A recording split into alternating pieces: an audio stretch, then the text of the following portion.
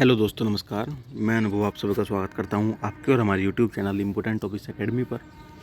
तो दोस्तों, जैसा कि आपको पता ही है कि हमारे द्वारा आपके लिए आपने थंबनेल में पढ़ ही लिया है कि ये करंट अफेयर की सीरीज चलाई जा रही है आने वाली परीक्षाओं के लिए वन लाइनर प्रारूप में। इसी क्रम में हमारी जो इस सीरीज में आज हम अगस्त के तीसरे पार्ट को आपको पढ़ाने जा रहे हैं।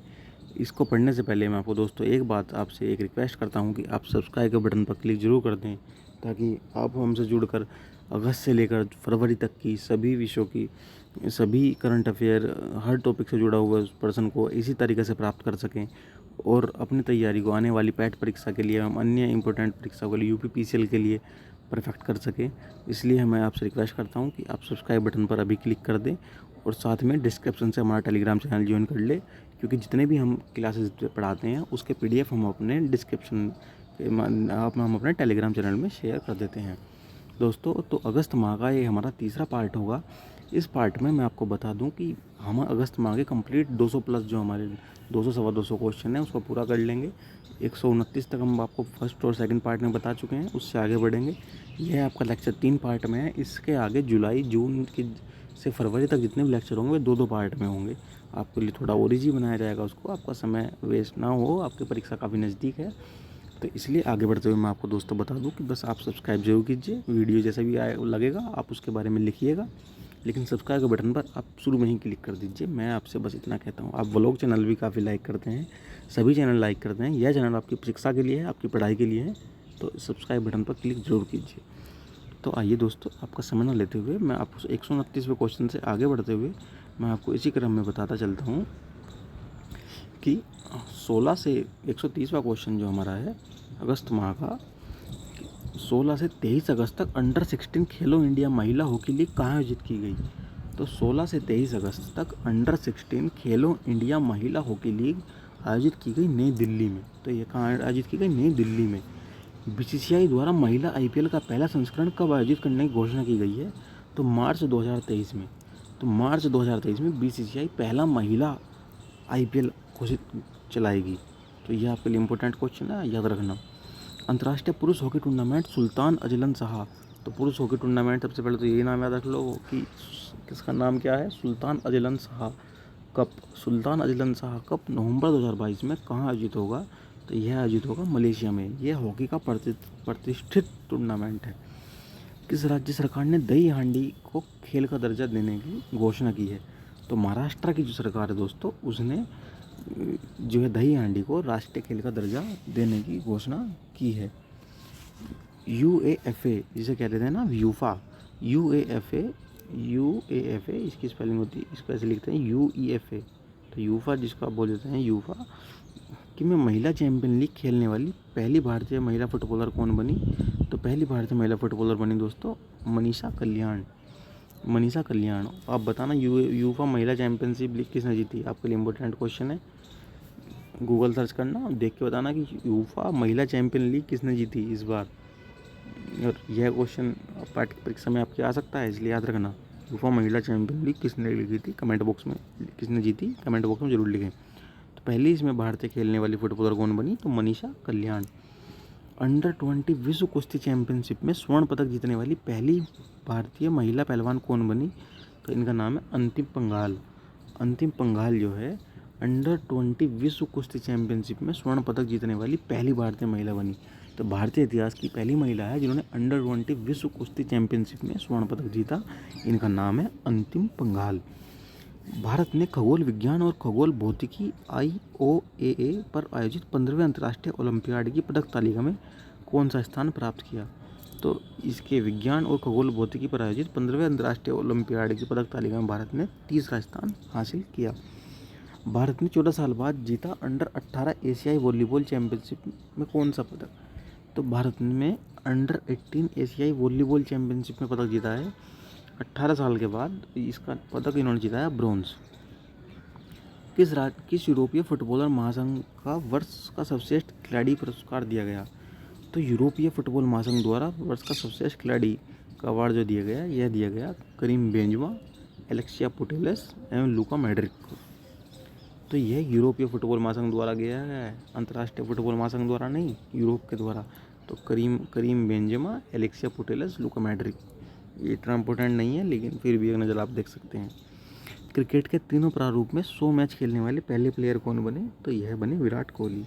इन्होंने क्रिकेट के तीनों प्रारूप में 100 मैच खेले हैं। T20 में सबसे ज़्यादा रन बनाने वाले बल्लेबाज कौन है? तो T20 में सर्वाधिक रन बनाने वाले बल्लेबाज हैं रोहित शर्मा। हाल ही की रिपोर्ट के अनुसार 2021 विधानसभा बैठकों के मामले में किस राज्य ने शीर्ष स्थान हासिल किया? तो शीर्ष स्थान हासिल किया केरल ने। किस चीज़ में? 2021 विधानसभा बैठकों के मामले में सर्वाधिक बैठकें कहाँ हुई?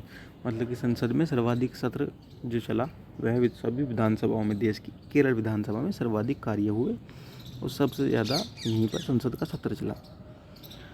भारत डिजिटल मुद्रा स्वामित्व में शीर्ष 20 अर्थव्यवस्थाओं में कौन सा स्थान पर रहा? तो भारत डिजिटल मुद्रा स्वामित्व में शीर्ष 20 अर्थव्यवस्थाओं में 7वें स्थान पर रहा। तो डिजिटल अर्थव्यवस्था स्वामित्व में भारत 7वें स्थान पर रहा। भारतीय नौसेना को हाल ही में किस देश से 2 MH-60R मल्टी रोल हेलीकॉप्टर मिले हैं?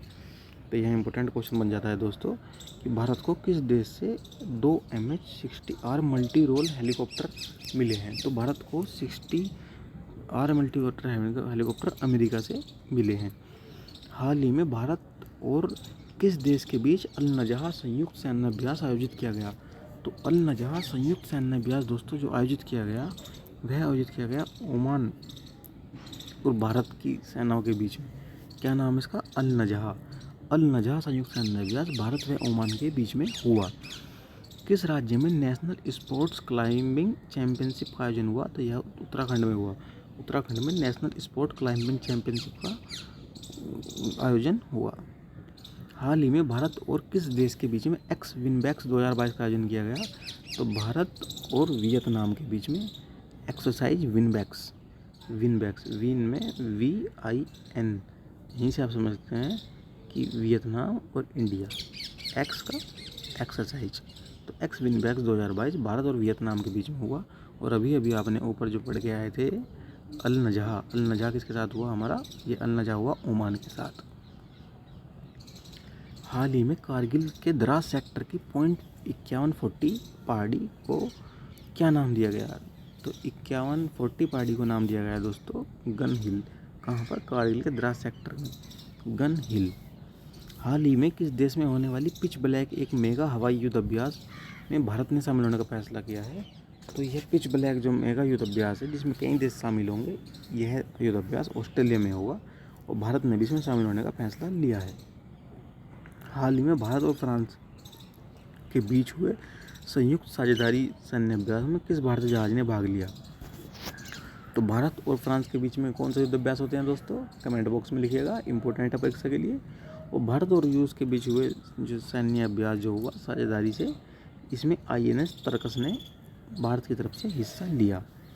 किस राज्य के ओली में भारत और अमेरिका के बीच मेगा सैन्य अभ्यास का आयोजन किया गया? तो उत्तराखंड राज्य के ओली क्षेत्र में भारत और ऑस्ट्रेलिया के बीच मेगा सैन्य अभ्यास का आयोजन हुआ। हाल ही में भारतीय नौसेना की महिला पायलट्स ने किस सागर पर सर्विलांस मिशन पूरा किया? तो भारतीय नौसेना की महिला पायलटों ने सर्विलांस मिशन पूरा किया दोस्तों अरब सागर में। हाल ही में यात्रियों की सुरक्षा बढ़ाने के लिए रेलवे सुरक्षा बल ने किस ऑपरेशन को संचालित किया है? तो ऑपरेशन यात्री सुरक्षा। रेलवे सुरक्षा बल ने किस ऑपरेशन को संचालित किया है? तो ऑपरेशन यात्री सुरक्षा। किस लिए? यात्रियों की सुरक्षा को बढ़ाने के लिए। भारत और किस देश के बीच संयुक्त अभ्यास व्रज प्रहार 2022 के 13वें संस्करणों को शुरू किया गया? तो भारत और किस देश के बीच में व्रज प्रहार के 13वें संस्करण को शुरू किया गया? तो अमेरिका। तो व्रज प्रहार किस किस के बीच में होता है? भारत और अमेरिका के। तो हाल ही में कौन सा संस्करण हुआ इसका? 13वां। भारतीय वायुसेना किस देश द्वारा आयोजित द्विपक्षीय युद्ध अभ्यास उदार शक्ति में भाग लेगी? उदार शक्ति युद्ध अभ्यास जो है दोस्तों यह मलेशिया के साथ में होगा। तो भारतीय वायुसेना उदार शक्ति युद्ध अभ्यास में भाग लेगी। यह युद्ध अभ्यास मलेशिया के साथ आयोजित होगा। किस केंद्रीय मंत्री ने भारत की पहली सेल लाइन वाटर लॉलटेन रोशनी का शुभारंभ किया है? तो भारत की पहली सेल लाइन वाटर लॉलटेन रोशनी का शुभारंभ जितेंद्र सिंह जी के द्वारा किया गया है। भारत ने किस देश को उपहार स्वरूप पहला ड्रोनियर विमान दिया है? तो भारत ने उपहार स्वरूप पहला ड्रोनियर विमान दिया है दोस्तों श्रीलंका को। भारत और चीन के बीच वोस्तोक 2022 सैन्य अभ्यास कहाँ आयोजित किया गया? तो भारत और चीन के बीच है यह अभ्यास। उदार शक्ति किसके बीच था? भारत और मलेशिया के बीच में। विनबैक्स के किसके बीच था? भारत और विनबैक्स के बीच में। अल नज़ा किसके बीच था? भारत और ओमान के बीच में। वज्र प्रहार किसके बीच था? भारत और अमेरिका के बीच में। ऐसे ही क्वेश्चन है भारत और ये वोस्तविक 2022 कहाँ आयोजित हुआ? तो यह रूस के साथ, रूस, भारत, चीन और रूस 3 देशों के बीच में यह युद्धाभ्यास हुआ।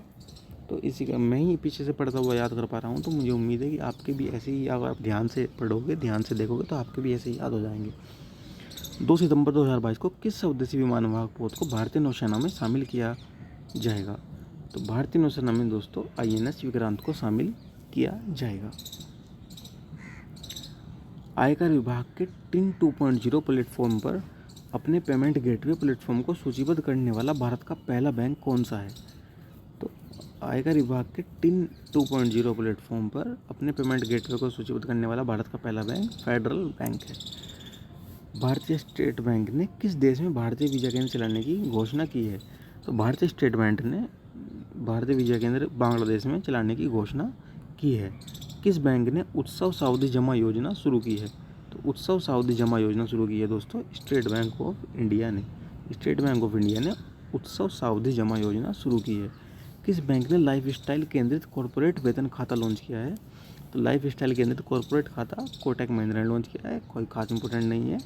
विदेश मंत्रालय के प्रवक्ता अरिंदम बागची के मुताबिक 17वें प्रवासी भारतीय दिवस जनवरी 2023 में किस शहर में आयोजित किया जाएगा? इंपॉर्टेंट क्वेश्चन है। तो जो 23वां आपके लिए इम्पोर्टेंट ये है, 23वां कह रहा हूँ, सॉरी, 17वां प्रवासी भारतीय दिवस जनवरी 2023 में आयोजित होगा। कहाँ पर? इंदौर में। जनवरी में आयोजित किया जाता है प्रवासी दिवस। आपको पता है महात्मा गांधी जी 9 जनवरी को दक्षिणी अफ्रीका से लौटकर भारत आए थे। इसी उपलक्ष्य में भारत में आज़ादी के बाद पिछले कुछ वर्षों से प्रवासी दिवस मनाया जाता है, प्रवासी भारतीय दिवस। यह जनवरी 2023 में इंदौर में आयोजित किया जाएगा। किस संस्थान ने privatisation of public sector bank and alternate perspective शीर्षक से एक लेख जारी किया है? तो यह जारी किया है RBI ने। Privatisation of public sector bank और अल्टरनेट पर्सपेक्टिव। किस राज्य के खंडवा में दुनिया का सबसे बड़ा तैरता सौर संयंत्र बना है? तो दुनिया का सबसे बड़ा तैरता सौर ऊर्जा संयंत्र जो बना है दोस्तों, वह बना है आपके मध्य प्रदेश में।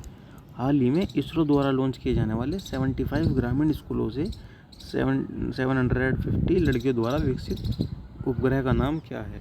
तो इसरो द्वारा लॉन्च किए गए 75 ग्रामीण स्कूलों से 750 लड़कियों द्वारा विकसित उपग्रह का नाम है दोस्तों आज़ादी सैट।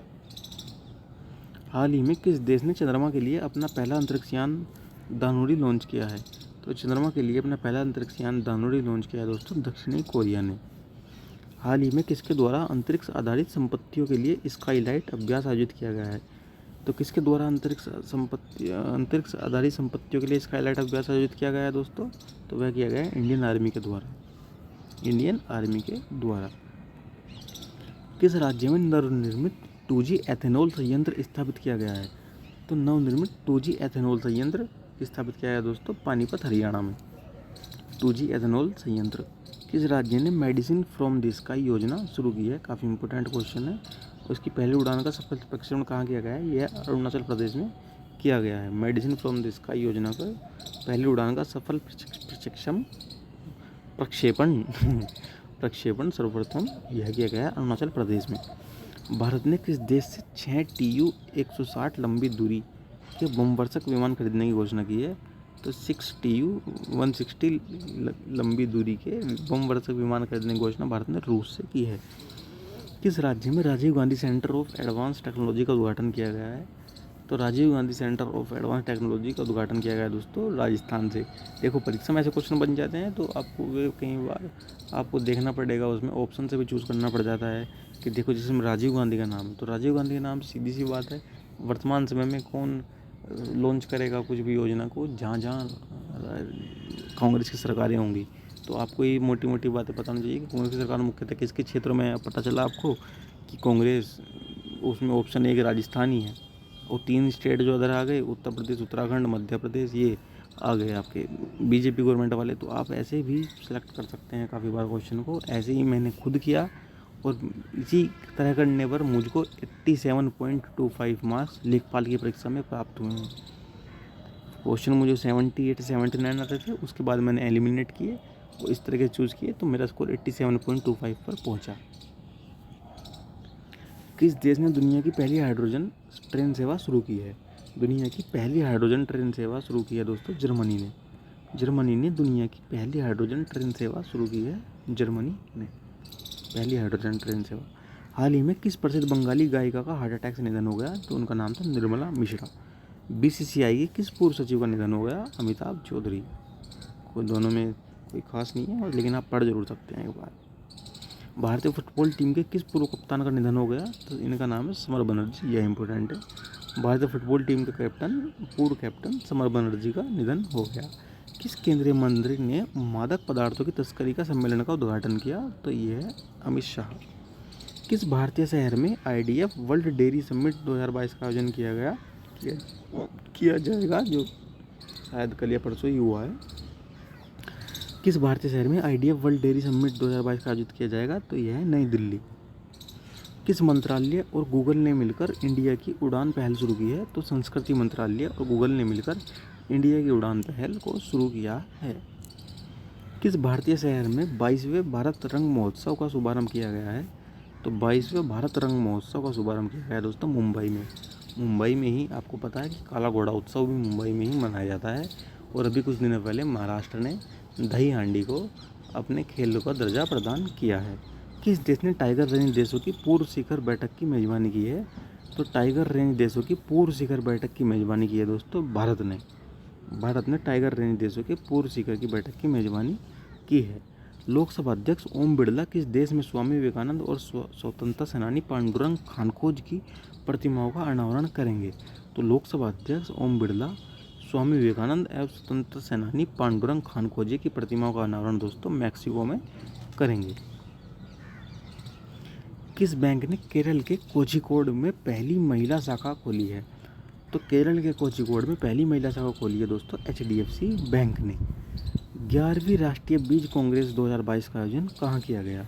तो 11वीं राष्ट्रीय बीज कांग्रेस का आयोजन किया गया दोस्तों ग्वालियर में। तो 11वीं नेशनल फीड्स कांग्रेस 2022 का आयोजन कहाँ किया गया?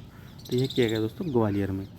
महिला पुलिस का 10वां राष्ट्रीय सम्मेलन किस शहर में आयोजित किया गया? तो महिला पुलिस का 10वां राष्ट्रीय सम्मेलन महिला होगा शिमला में आयोजित किया गया। इंपॉर्टेंट क्वेश्चन है, याद रखना कि महिला और पुलिस का 10वां राष्ट्रीय सम्मेलन कहाँ आयोजित हुआ है? तो यह आयोजित हुआ है शिमला में।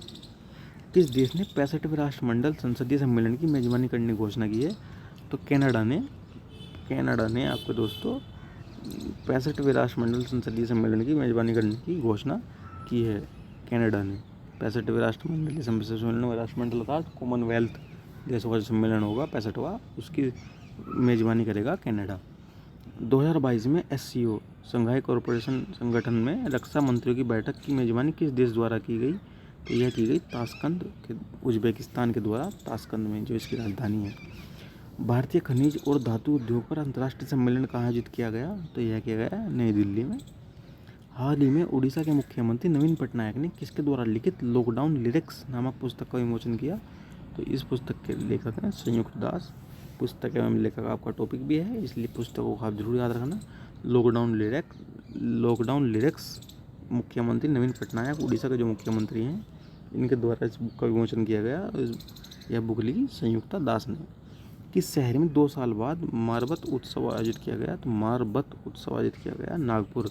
अर्थात भाई नागपुर को मारमत, नाग को मारमत, तो नाग को मारमत से आपका बन गया नागपुर। मारवत उत्सव का आयोजित किया गया 2 साल बाद के नागपुर में। किस प्रौद्योगिकी कंपनी ने चाइल्ड सेफ्टी टूल किट और cyber security up skilling programme जारी किया गया? तो चाइल्ड सेफ्टी टूल किट और cyber security up skilling programme जारी किया गूगल ने अभी किसके साथ मिलकर उड़ान योजना शुरू की थी? ऊपर आपको बताया था, आपने अच्छे से पढ़ा होगा तो आपको याद होगा। किस राज्य में पैदल चलने वाले और साइकिल चालकों के लिए 300 मीटर लंबे अटल ब्रिज का उद्घाटन किया गया? तो कौन सा वो राज्य है जहां पर पैदल चलने वालों और साइकिल वालों के लिए 300 मीटर लंबे अटल ब्रिज का उद्घाटन किया गया? तो यह राज्य है गुजरात। हाल ही में खबरों में रही लिथुआनियन बम किस खेल से संबंधित है? तो हाल ही में खबरों में रही लिंथोई चिदम्बरम जूडो से जुड़ी हुई हैं। केंद्रीय पर्यावरण वन और जलवायु परिवर्तन मंत्री भूपेंद्र यादव ने किस राज्य या यूटी के समुद्री तट पर स्वच्छ सागर सुरक्षित सागर अभियान का शुभारंभ किया? तो स्वच्छ सागर और सुरक्षित सागर अभियान जो है दोस्तों, यह शुरू किया गया पुडुचेरी के समुद्र तट पर। विश्व की सबसे कम प्रजनन दर का रिकॉर्ड किस देश ने तोड़ा है? तो सबसे कम प्रजनन दर दोस्तों इस समय विश्व में है दक्षिणी कोरिया में। हाल ही में किस शहर में आयोजित खादी उत्सव में प्रधानमंत्री नरेंद्र मोदी ने भाग लिया? तो किस शहर में आयोजित खादी उत्सव में प्रधानमंत्री नरेंद्र मोदी ने भाग लिया? तो अहमदाबाद में आयोजित खादी महोत्सव में माननीय प्रधानमंत्री नरेंद्र मोदी जी ने भाग लिया। कौन सा देश उष्णकटिबंधीय चक्रवात माओन की चपेट में आ गया? तो वह कौन सा देश है जो उष्णकटिबंधीय चक्रवात माओन की चपेट में आ गया? तो वह है दोस्तों सिंगापुर। भारत सरकार द्वारा प्रस्तावित नदियों के सतत विकास के नए मॉडल का नाम क्या है? तो भारत सरकार द्वारा प्रस्तावित नदियों के सतत विकास के नए मॉडल का नाम है दोस्तों अर्थगंगा। इसमें सभी नदियाँ आती हैं। कभी आप सिर्फ गंगा ये तो क्वेश्चन दे सोच के ये अर्थगंगा किसके लिए है?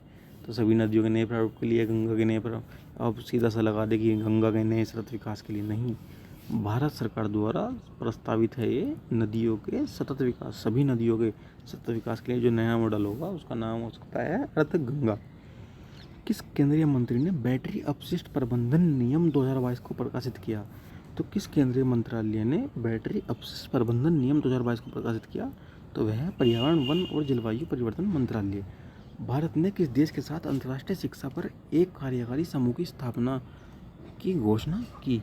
तो भारत ने किस देश के साथ अंतर्राष्ट्रीय शिक्षा पर एक कार्यकारी समूह की स्थापना की? तो वह ऑस्ट्रेलिया।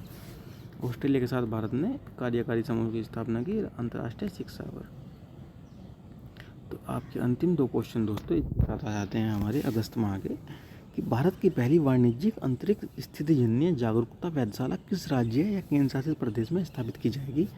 तो भारत की पहली वाणिज्यिक अंतरिक्ष स्थितिजन्य जागरूकता वेधशाला किस राज्य या यूटी में स्थापित की जाएगी? तो वह स्थापित की जाएगी दोस्तों उत्तराखंड में।